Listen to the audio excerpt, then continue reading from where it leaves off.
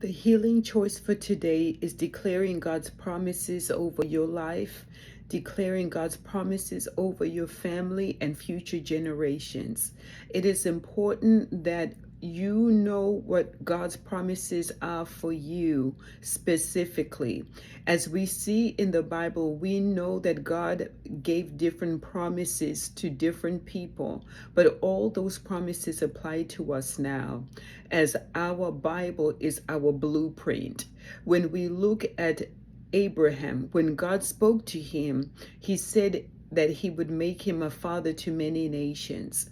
We look at how Abraham did not see his promise fulfilled until he was almost 100 years old.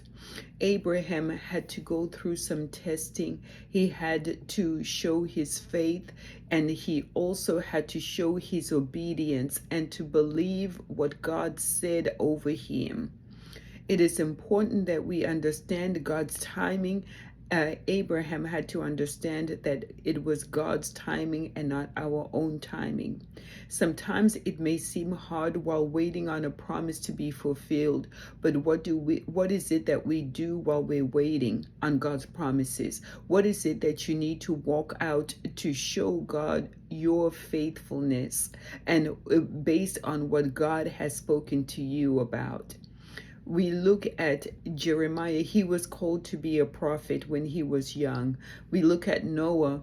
Noah's promise from God also. He had to show God that he was willing to take the necessary steps to build the ark before those promises were fulfilled, and God spoke to him and said that he would not destroy his land. Jacob would not let God go. He would not let go. He said, I will not let go until you bless me. So what are you willing to do that God tells you to do? What is it that you're willing to change in your life so that you will be healed and future generations will be healed? What is it that God spoke to you that you need to do on your part?